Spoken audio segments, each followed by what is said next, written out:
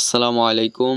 আমরা দীর্ঘদিন 11, 12 এবং 13 ফুট খাম বানিয়েছি। আজকে আমরা 10 ফিট খাম বানাবো তারের। 10 ফিট খাম বানানোর জন্য আমরা 1 বস্তা সিমেন্টের ঢালাই ফেলে নিলাম। আমরা সবসময় মূলত আসার পর 2 বস্তার ঢালাই ফেলি সকালে, কিন্তু এখন যেহেতু বর্ষার সিজন তাই আমরা 1 বস্তা সিমেন্টের ঢালাই ফেলি। 1 বস্তা সিমেন্টের ঢালাই ফেললে যদি আমরা খাম নাও বানাতে পারি তারপরও আমাদের কোনো সমস্যা হয় না। এটার কারণ হচ্ছে আমাদের যে পাট আছে আর খুঁটি আছে এগুলো ভরলে 1 বস্তা সিমেন্টের ঢালাই শেষ হয়ে যায়। এর জন্য আমরা এখন বর্ষার সময় সকালে আসার পর 1 বস্তা সিমেন্টের ঢালাই ফেলি। ঢালাই ফেলার পর আমরা ভালো করে মিক্সার করে পানি দিয়ে রেখে দিলাম। তারপর আমার বাবা বুড়া বানাচ্ছিল, আমি মাথার রড পেপার কেটে রেডি করছিলাম। এছাড়া আরো অন্যান্য যে ছোট ছোট কাজগুলি থাকে সেগুলো করে নিচ্ছিলাম। এই কাজগুলো করার পর আমরা ফর্মাতে কালি দিব। যেহেতু অনেকদিন যাবত ফর্মাটা পড়েছিল বা কোনো কাজ করা হয়নি, তাই আমাদের এটা পরিষ্কার করে কালি দিতে একটু কষ্ট হয়ে গেছিল বেশি। তারপরও আমরা এটা পরিষ্কার করে কালি দিয়ে রেখে দিলাম।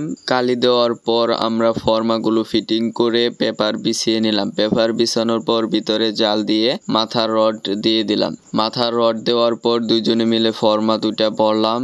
যেহেতু আমাদের একটা জাল আগে থেকে পড়েছিল 8 ফিট, তাই আমরা এই জালটা শেষ করার জন্য 8 ফিট খামটা বানিয়ে নিলাম। এখন প্রায় বৃষ্টি হয়, তাই আমরা যে খামগুলো বানাই সেইগুলো টানতে বা পানিটা শোষণ করতে একটু দেরি হয়। এর জন্য আমরা বেশি করে পুরা দিয়ে রেখে দিলাম। রেখে দেওয়ার পর কিছুক্ষণ পরে যখন হালকা একটু পানিটা টানবে আমরা খামগুলো খুলে নিলাম। 2টা খাম বানানোর পর আরো 2টা বানালাম। এভাবে 5-6টা খাম বানানোর পর যখন দেখলাম যে হাত দিয়ে নাগাল পাওয়া যাবে না, তখন ফিনিশিং দিয়ে নিলাম। এইভাবে দুপুরের খাবার খাওয়ার আগে আমরা 10টা খাম বানাতে পেরেছিলাম। 1 বস্তা দিয়ে 10 ফিট 10টা খাম হয়। 1 বস্তা সিমেন্টের ঢালাই শেষ করে আমরা দুপুরের খাবার খাওয়ার জন্য বাড়িতে চলে যাই। খাবার খেয়ে এসে আরো 1 বস্তা সিমেন্টের ঢালাই ফেলি। তখন আবারও ফর্মাতে কালি দিয়ে নিই। যেহেতু আমরা ফর্মাটা খুলবো না, ফর্মা থেকে খামটা খুলবো না, সেই জন্য আমরা আবারও কালি দিয়ে নিলাম। কালি দেওয়ার পর আরো এইভাবে 2টা করে